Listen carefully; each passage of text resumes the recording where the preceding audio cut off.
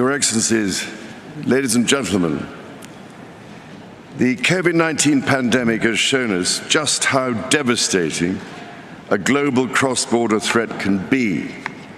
Climate change and biodiversity loss are no different. In fact, they pose an even greater existential threat, to the extent that we have to put ourselves on what might be called a warlike footing.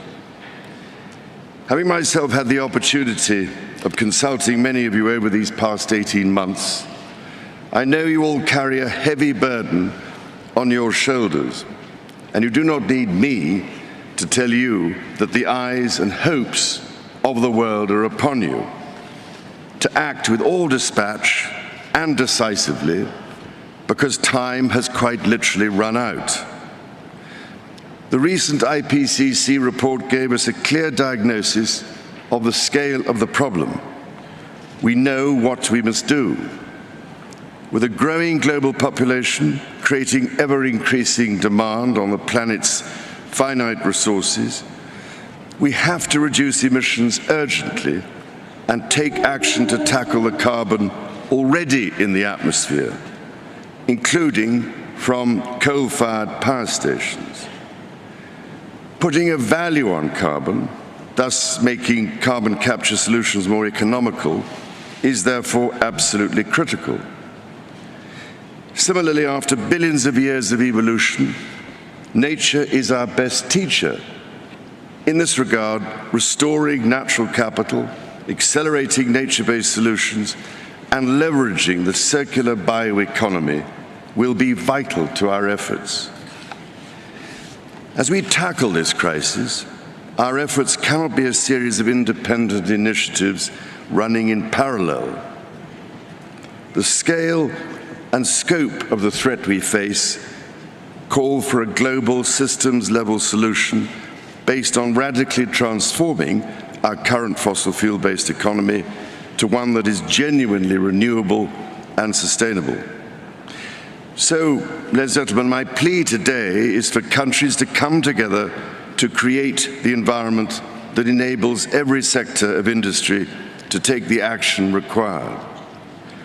We know this will take trillions, not billions of dollars. We also know that countries, many of whom are burdened by growing levels of debt, simply cannot afford to go green. Here we need a vast military-style campaign to marshal the strength of the global private sector. With trillions at its disposal, far beyond global GDP, and with the greatest respect, beyond even the governments of the world's leaders, it offers the only real prospect of achieving fundamental economic transition. So, how do we do it? First, how do we get the private sector all pulling in the same direction? After nearly 2 years now of consultation, CEOs have told me that we need to bring together global industries to map out, in very practical terms, what it will take to make the transition.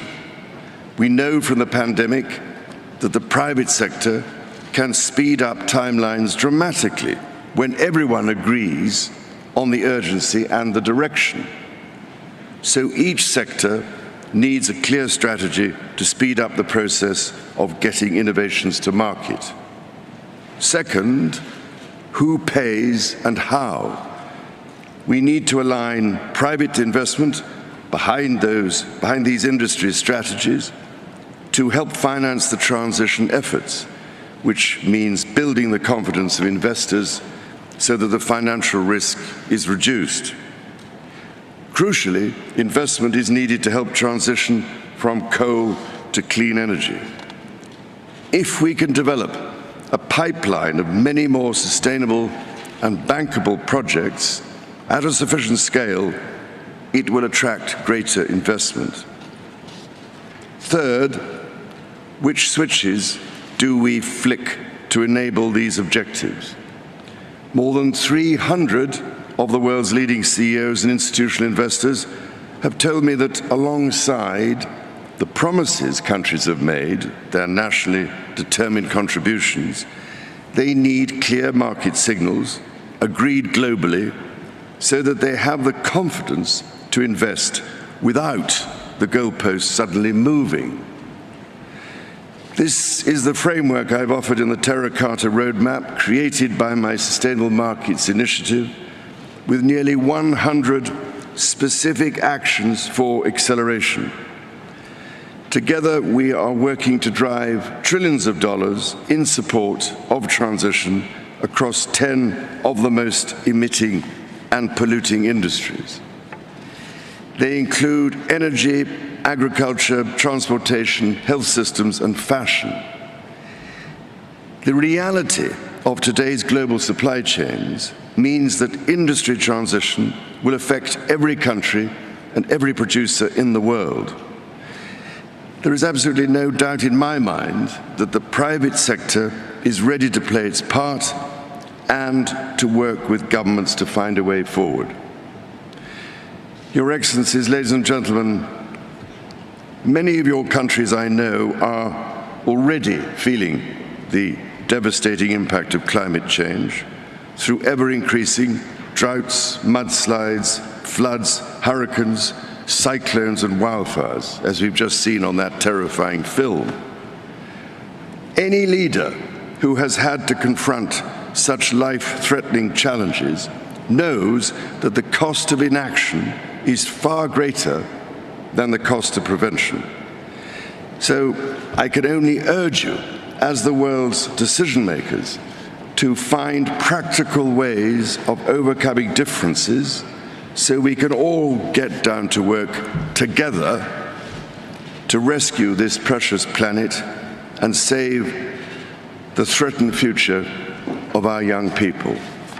Thank you, ladies and gentlemen.